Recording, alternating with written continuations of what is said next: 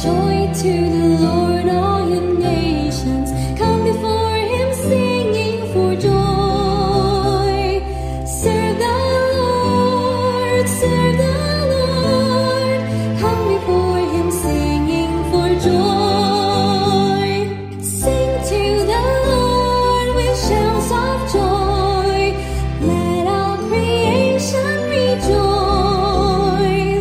Come join the song of praise to our God. He is the Lord. Sa ngalan ng Ama, ng Anak at ng Espiritu Santo, Amen. sumainyo ang Panginoon. At sumayo rin. Mga kapatid, sa araw na ito ating pinagdiriwang ang banal na kapistahan ni San Martin ng Tours. Sikat si San Martin sa kwento na kung saan dati siya ay isang sundalo at nakakita siya ng isang pulubi na nanginginig at binigay niya ang kanyang damit dito. Noong gabi, napaniginipan niya ang ating Panginoong Jesucristo, pinagmamalaki sa mga anghel, sa mga martir sa langit. Tingnan niyo ang damit na binigay sa akin ng aking lingkod, si Martin. Mga kapatid, magiging madali sa atin ang pagmamahal kung palagi nating nakikita ang Diyos sa ating kapwa. Mahirap magmahal kung hindi ka nakatanggap ng pagmamahal galing sa Diyos. Kaya naman muli sa banal na misang ito, hilingin natin naway maranasan natin muli ang pagmamahal ni Kristo sa pamagitan ng banal na misa para tayo ay maging tapat sa ating tungkulin na ibigin kahit ang mga mahirap mahalin. At para tayo ay makitang karapat-dapat makatanggap sa mga banal na misteryo, tayo magpakumbaba at aminin natin ang mga pagkakataon na tayo naging makasarili, ang mga panahon na tayo'y nagkasala sa Diyos at sa ating mga kapwa. Inaamin ko. Sa makapangyarihang Diyos at sa inyo mga kapatid, na lubha akong nagkasala sa isip, sa salita, sa gawa, at sa aking pagkukulang, kaya isinasamo ko sa mahal na Birheng Maria, sa lahat ng mga anghel at mga banal, at sa inyo mga kapatid, na ako'y ipanalangin sa Panginoong ating Diyos. Kaawaan tayo na makapangyarihang Diyos, patawarin tayo sa ating mga kasalanan, patnubayan tayo sa buhay na walang hanggan. Amen. Panginoon, kaawaan mo kami. Panginoon, kaawaan mo kami. Kristo, kaawaan mo kami. Kristo, kaawaan mo kami. Panginoon, kaawaan mo kami. Panginoon, kaawaan mo kami. Manalangin tayo. Ama naming makapangyarihan, sa pamumuhay at pagpanaw ng obispong si San Martin, ang iyong kadakilaan ay nagniningning. Ganapin mong panibago ang mga dakilang gawa ng iyong paglingap sa aming loobin, upang ang kamatayan man o ang buhay ay huwag makapaghiwalay sa amin sa pag-ibig mo. Sa pamagitan ni Jesucristo kasama ng Espiritu Santo, magpa sa walang hanggan. Amen.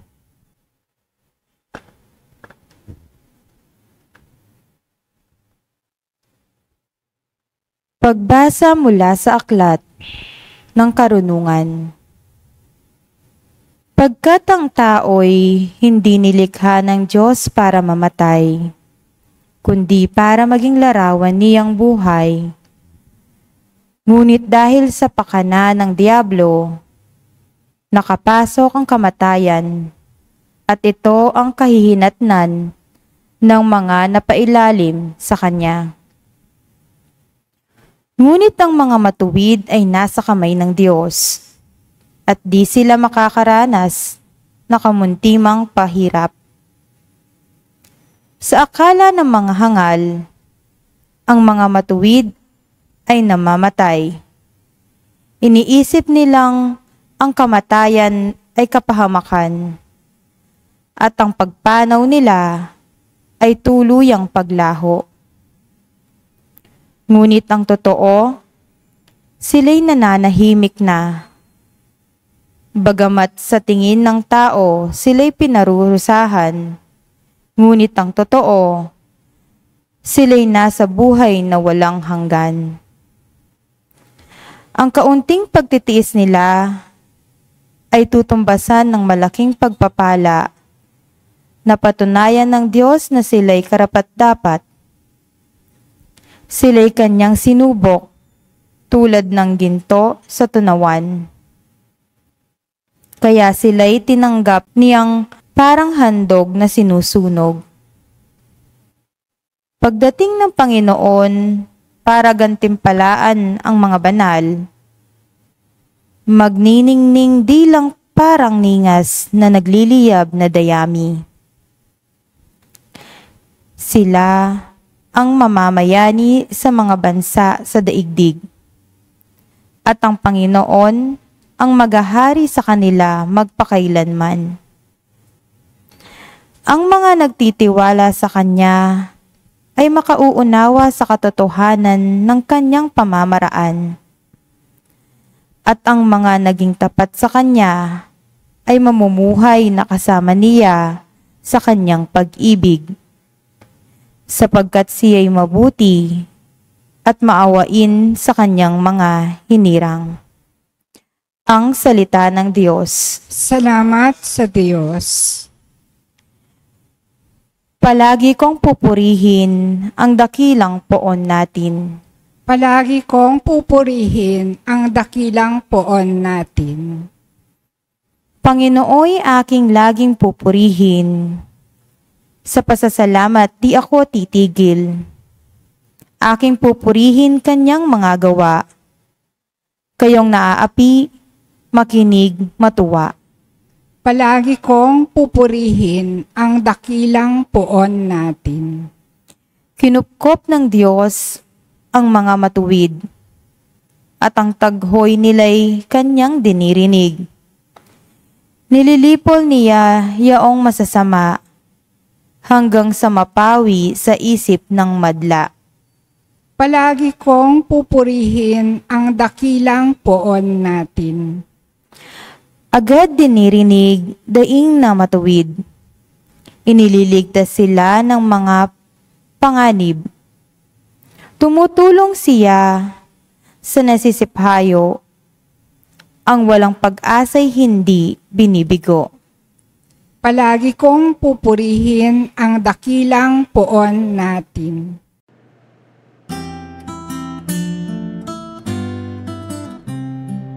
Alleluia, alleluia, alleluia, alleluia, alleluia,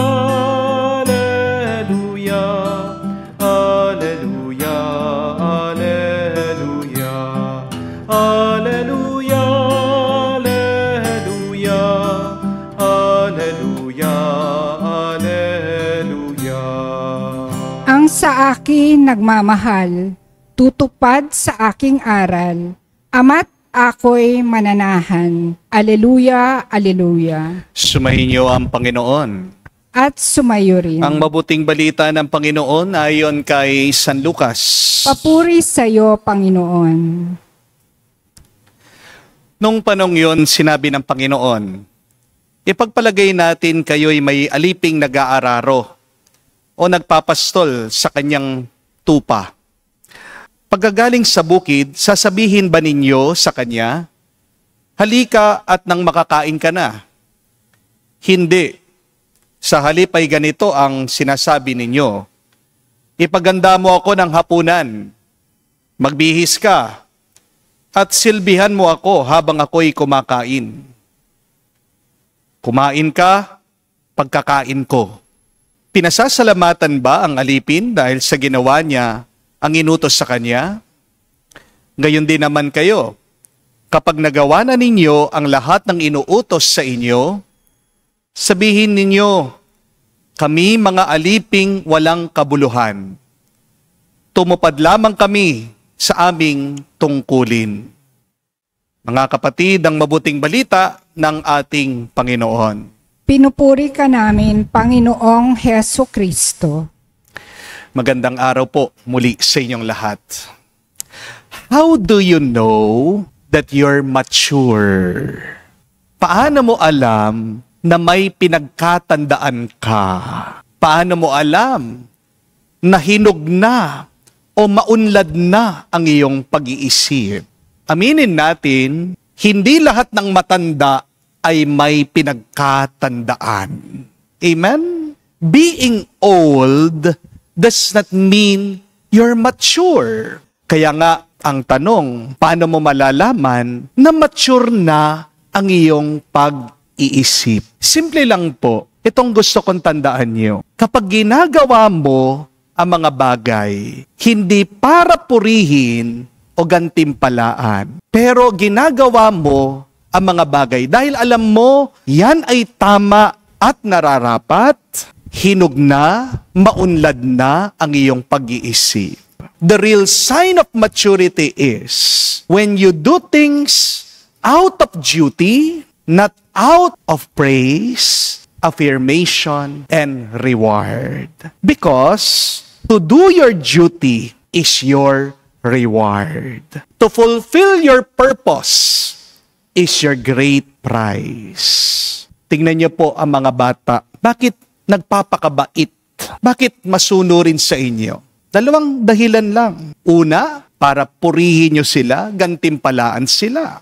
Pero pangalawa, para makaiwas sila sa parusa. Di po ba? Halimbawa, kapag ang isang bata magaling magkanta, sasabihan mo, oh magkanta ka na, pakita mo naman sa mga bisita natin.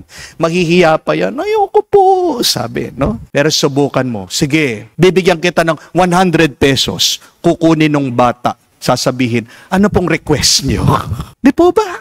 No? Kulang lang sa motivation. Pero pag nakikita na yung regalo, yung premyo, yung suhol, susunod sa'yo. Di ba? Kung gusto mo rin mapasunod yung iba, kailangan dagdagan mo yung suhol, yung premyo. Amen? Kaya nga, kung matanda ka na, at ganyan pa rin ang pag-iisip mo, kapatid, hindi ka mature. Amen? Di po ba? Dahil ang totoong hinog ang pag-iisip, maunlad ang kanyang pananaw. Kahit na may gantimpala o wala, gagawin niya ang tama.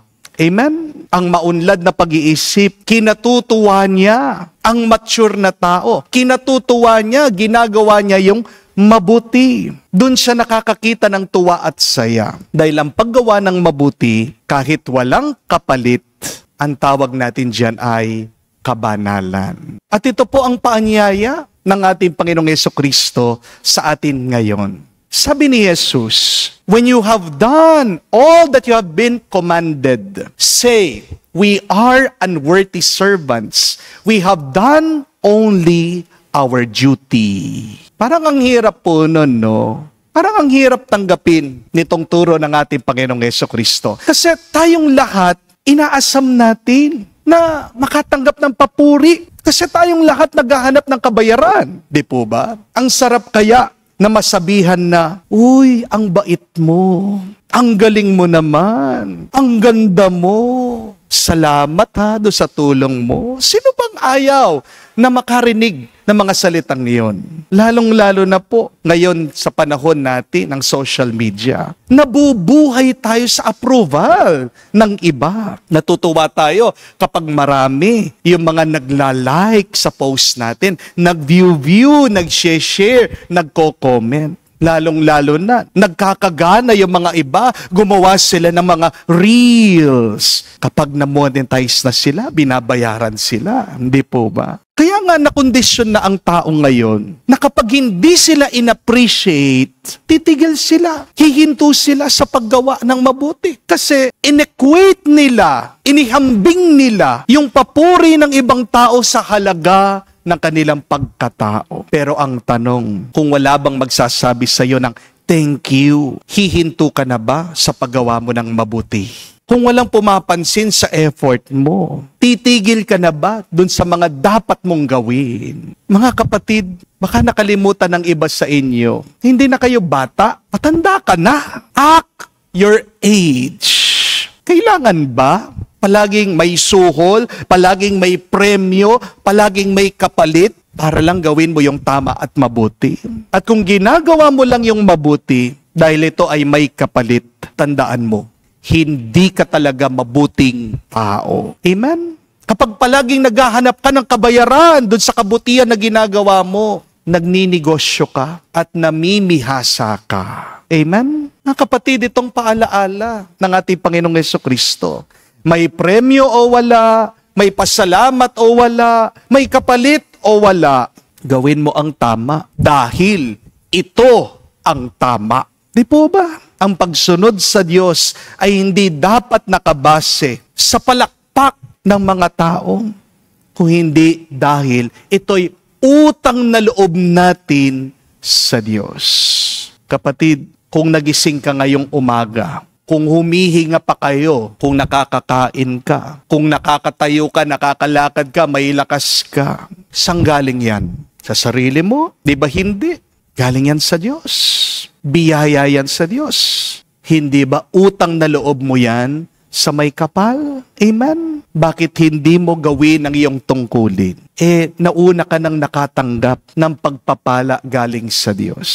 Huwag ka nang maghintay ng kapalit sa paggawa mo ng mabuti. Dahil nauna mo nang tinanggap ang kabutihan ng Diyos sa pamamagitan ng buhay mo. Amen? Advance magbigay ang Diyos.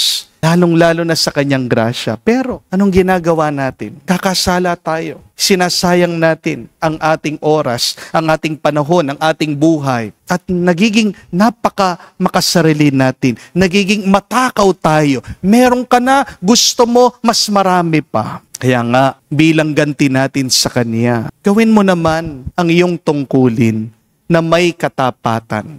Tumulong ka sa mga kailangan tulungan. Mahalin mo ang mga kailangan mahalin. Magbigay ka sa mga kailangan bigyan. At huwag ka maghintay ng kapalit. Naalala ko po, may nagsabi, the true measure of love is when you keep on serving even if nobody notices. Kung tumutulong ka lang para mabayaran, kapatid, pakitang tao ka lang. Amen? At anong ibig sabihin nun? Plastic ka lang. Gusto niyo po bang nasasabihan kayong plastic? Di ba hindi? Mag-ingat ka, kapatid. Kung ang dahilan ng iyong paglilingkod ay para mapansin ka lang, darating ang araw. Mapapagod ka, magsasawa ka, at susuko ka. Pero kung ang dahilan mo para gumawa ng mabuti ay dahil mahal mo ang Diyos, nagpapasalamat ka sa Diyos, makikita mo, hindi ka mauubusan ng lakas. Kaya nga, isipin niyo po, ang isang ina, minsan gumigising ng 2 o'clock na madaling araw, papakainin, papadede sa kanyang sanggol, papalitan yung diaper, papatulugin muli. Wala naman pumapalakpak para sa nanay na nagsasakripisyo. Di po ba? Binabayaran ba ang mga nanay na ganito? Di ba hindi? Pero ginagawa nilang tapat ang kanilang tungkulin. Ginagawa nila yung kailangan nilang gawin para sa kanilang mga anak. Ganyan din naman po sa mga kapatid nating ama na OFW. Minsan, kumukuha ng 2 trabaho, 3 trabaho, uuwi na lang, matutulog. Todo tipid. Para maraming ipadala dito sa Pilipinas. Ang tanong, pinapasalamatan ba ang mga ganitong ama? Sila ba yung nagba-viral sa social media? Pinararangalan ba sila ng kanilang mga pamilya? Kung oo, madalang lang, malimit na malimit lang. Pero kahit na hindi man sila purihin, kahit na hindi man bayaran yung kanilang pagod, ibubuwis nila ang buhay nila para sa kanilang mga pamilya. Ang tawag dyan ay tungkulin at kabanalan. Jesus is teaching us, my dear friends, don't confuse applause with your purpose. Don't serve people to be noticed, but serve because God called you. Yun yung mas mahalaga. Kaya mga kapatid, ang totoong paglilingkod ay hindi lang para sa affirmation, kung hindi ito ay para sa ating salvation. Hindi para tayo palakpakan ng mga tao, kung hindi maghintay ka lang dahil ikaw ay gagantimpalaan ng Diyos. Sabi sa unang pagbasa, may muling pagkabuhay ang mga taong matuwid. I hope and pray that you might become one of the righteous people who do things out of duty, not out of praise. So the next time you do good and nobody notices, you sacrifice and nobody rewards you, please don't be depressed. Huwag ka malulungkot. Pagpatuloy mo lang yung mabuti na yung ginagawa. Ang mahalaga, yan ay nakikita ng Diyos. At kapag nakita yan ng Diyos, sapat na yon. Amen? More than doing things, seeking appreciation. Do the right thing out of duty, and you will go a very long way. This is the way of the mature person, and this is the way of Jesus, our eternal life. Amen. Tumayo po tayo, alay po natin sa Diyos ang ating mga dasal at panalangin at ating sabihin, Panginoon, dinggin mo kami. Panginoon, dinggin mo kami. Ang Papa Leon, Arsobispo Florentino Labarias, mga obispo, Reverendo Padre Joel Jomarsus Gatus, at mga pari, naway maging tapat sa paglilingkod ng may kasipagan at dedikasyon sa kalipunan ng mga sumasampalataya, manalangin tayo sa Panginoon. Panginoon, dinggin mo kami.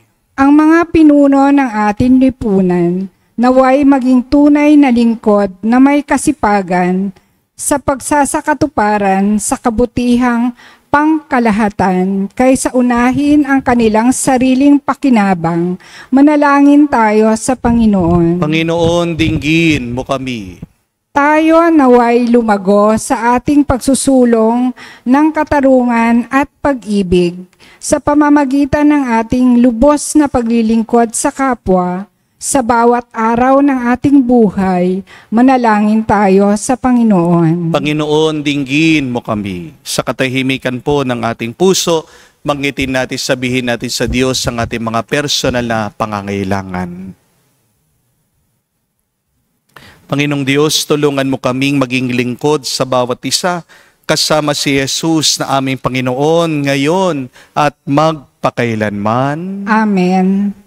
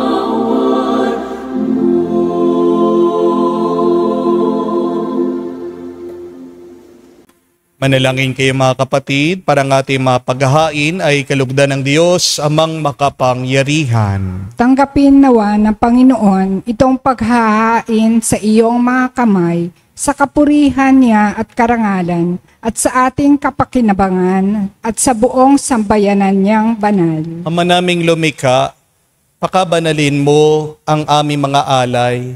Sa paghahain namin ngayon ginugunita si San Martin, upang sa pamumuhay namin araw-araw, taguyod mo kami nito sa hirap at ginhawa. Sa pamagitan ni Jesucristo kasama ng Espiritu Santo, magpa sa walang hanggan. Amen. Sumainyo ang Panginoon. At sumaiyo rin. Itaas sa Diyos sa inyong mga puso at diwa. Itinaas na namin sa Panginoon. Pasalamatan natin ang Panginoong ating Diyos. Marapat na siya ay pasalamatan. Ama namin makapangyarihan, tunay nga marapat ikaw ang aming pasalamatan sa pamagitan ni Jesucristo na aming Panginoon. Ngayon, si San Martin ng Tours ay pinararangalan sa pamumuhay niyang totoong uliran at pagiging maasahan sa panunungkulan. Kaya't si Jesucristo na maasahan sa katapatan ay nihahayag sa pangangasiwa sa sambayanan. Ang malasakit ng mga ulirang tagapangasiwa noon ay nagpapatuloy magpahanggang ngayon. Sa panalangin kanilang iniuukol, kaisa ng sambayanan mong dito'y nagtitipon. Kaya kaisa ng mga anghel nagsisiawit ng papuri sa iyo. Nang walang humpay sa kalangitan, kami nagbubunyi sa iyong kadakilaan.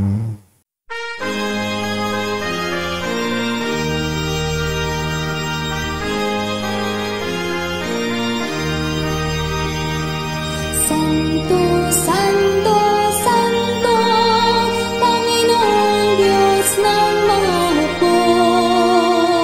Napupuno ang langit at lupa ng kadakilaan mo.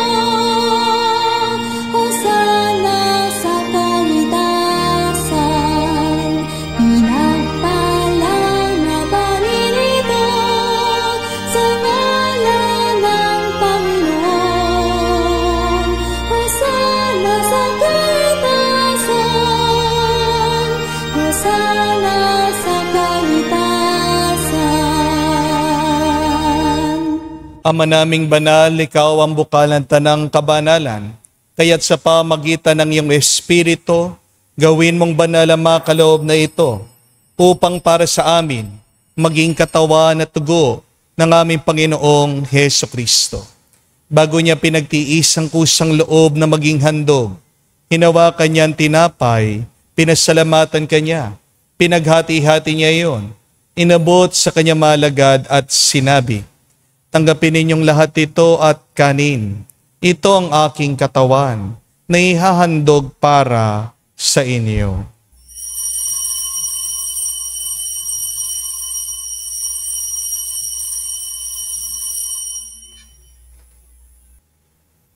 Gayon din naman na matapos ang hapunan, hinawakan niyang kalis. Muli kanyang pinasalamatan. Inabot niyang kalis sa kanya malagad at sinabi, tanggapin ninyong lahat ito at inumin. Ito ang kalis ng aking dugo, ng bago at walang hanggang tipan. Ang aking dugo na ibubuhos para sa inyo at para sa lahat, sa ipagpapatawad ng mga kasalanan. Gawin ninyo ito sa pag-alaala sa akin.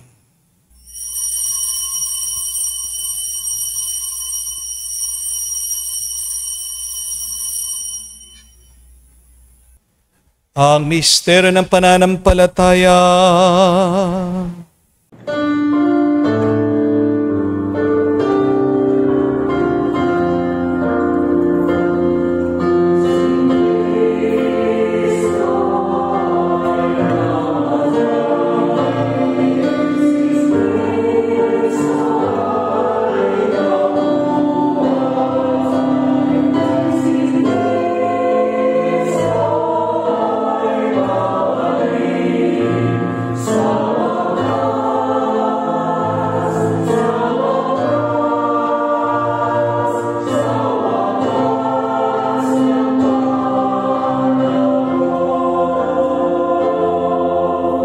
Ama, ginagawa namin ngayon ang pag-alaala sa pagkamatay muling pagkabuhay ng iyong anak.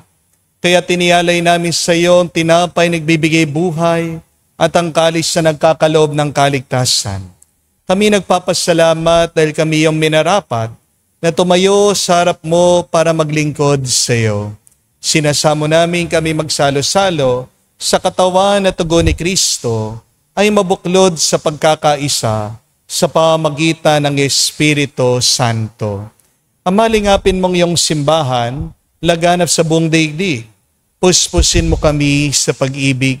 kaisa ni Leon ang aming Santo Papa, si Florentino aming Arsobispo at ng Tanang Kaparian. Alalahanin mo rin ang aming mga kapatid na nahimlay. May pag-asang sila'y muling mabubuhay, gayon din naman lahat ng mga pumanaw. Kawan mo't sila't patuloyin sa iyong kaliwanagan. Kawan mo't pagindapating kaming lahat, makasalo sa iyong buhay na walang wakas. Kaisa na mahal na Birhen Maria, Ina ng Diyos. Kaisa ni San Jose ang kanyang malwalhating esposo. Kaisa na mga apostol at lahat ng mga banal. Si San Martin ng Tours na namuhay dito sa daigdig na kalugod-lugod sa iyo. May pagdiwang nawa namin ng pagpupuri sa ikararangal mo sa pamagitan ng iyong anak, aming Panginoong Jesucristo. Sa pamamagitan ni Kristo, kasama niya at sa Kanya, ang lahat ng parangal at papuri ay sa iyo, Diyos Ama, makapangyarihan, kasama ng Espiritu Santo, magpasawalang hanggan. Amen, amen. Amen. Sa nakagaling na utos sa turo ni Jesus sa Panginoon natin na Diyos, ipahayag natin ang lakas, loob.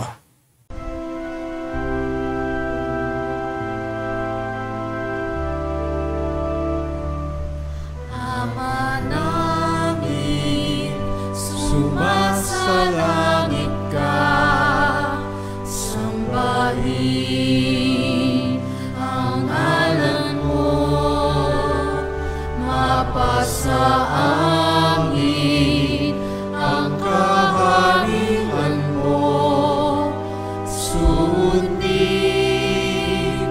ang loob mo dito sa lupa, para lang sa langit. Bigyan mo kami ngayon ng aming kakanin sa araw-araw, at patawarin mo kami sa aming mga sala, para ng pagpapatawad namin sa nagkakasala sa amin. At huwag mo kami ipahintulot sa tukso, at iadya mo kami sa lahat ng masama. Hinihiling namin kami adya sa lahat na masama, pagkalooban ng kapayapaan araw-araw, iligtas sa kasalanan, ilayo sa lahat ng kapahamakan. Samantalang aming pinanabikan ang dakilang araw ng pagpapahayag ng tagapagligtas naming si Jesucristo. Sapagkat iyo ang kaharian at ang kapangyarihan at ang kapurihan magpakailanman. Amen. Panginoong Jesucristo, sinabi mo sa mga apostol, kapayapaan ang iniwan ko sa inyo, ang aking kapayapaan binibigay ko sa inyo. Tungayan mo ang aming pananampalataya at huwag ang aming pagkakasala. Pagkalooban mo kami ng kapayapaan at pagkakaisa ayon sa iyong kalooban, kasama ng Espiritu Santo, magpa sa walang hanggan. Amen. Kapayapaan ng Panginoon ay laging sumainyo. At sumayo rin. Magbigayan po tayo ng kapayapaan sa bawat isa. Piso niyo po, kapayapaan po sa inyong lahat.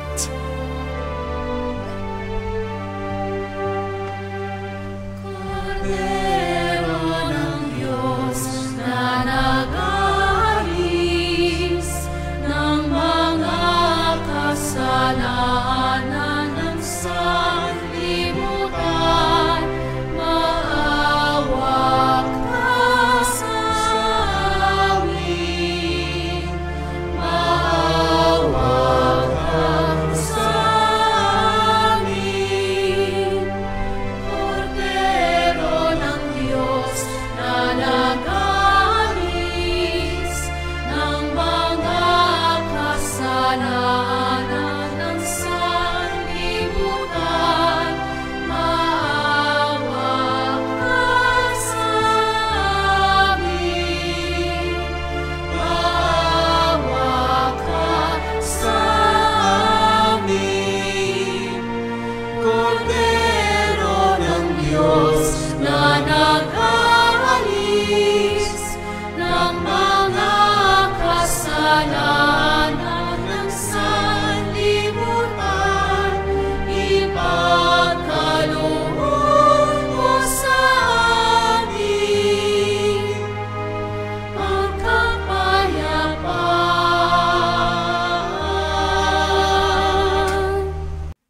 Mga kapatid, naririto ang ating Panginoong Jesucristo, ang Kordero ng Diyos.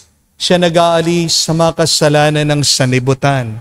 Mapalad tayong lumalapit sa piging ng Kordero. Panginoon, hindi ako karapat-dapat na magpatuloy sa iyo, ngunit sa isang salita mo lamang ay gagaling na ako.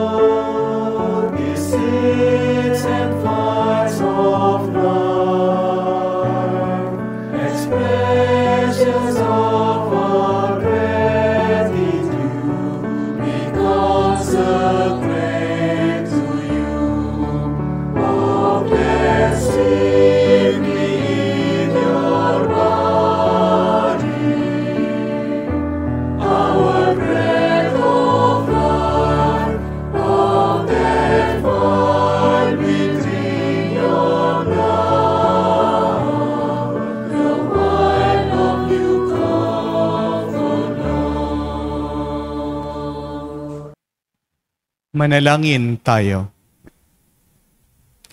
Ama naming mapagmahal, pagkaloob mo sa aming nagsasalo-salo sa piging ng pagkakaisa, ang ganap na pasyang sundin ang loob mo sa lahat ng bagay. Upang katulad ng buong-buong pagtatalaga ni San Martin sa iyo, kami ay maging marangal sa pagiging para sa iyong totoo.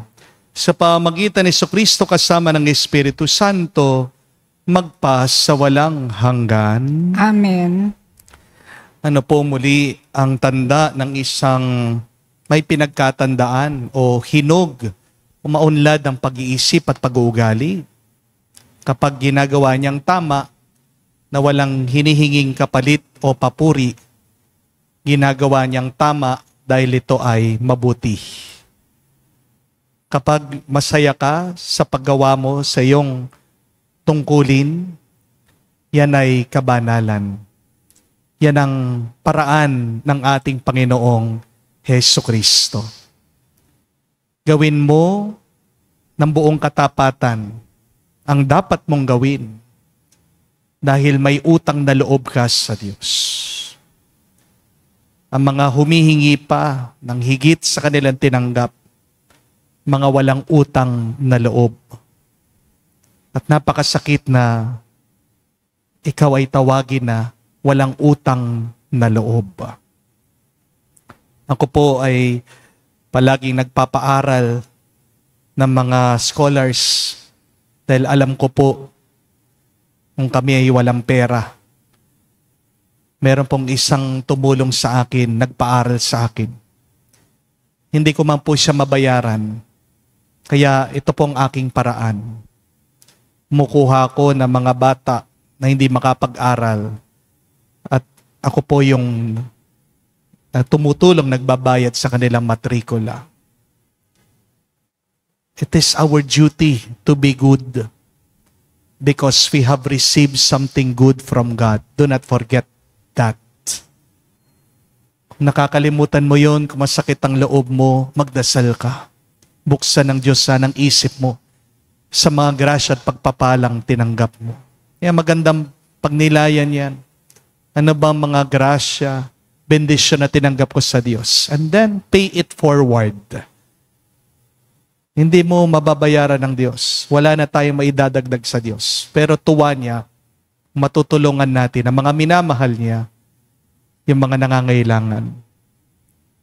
Sa mga tinanggap mo sa Diyos, sinong pwede mong matulungan? Tumulong ka, gawin mong mabuti. May tuwa, may galak.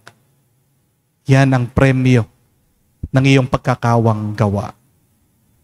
Sumayin niyo ang Panginoon At sumayo rin. at kay basbasa ng Diyos, makapangyarihan sa lahat, sa ngalan ng Ama, ng Anak, ng Espiritu Santo. Amen. Ang ating misa'y natapos na, humayo kayo sa kapayapaan ni Kristo. Salamat sa Diyos.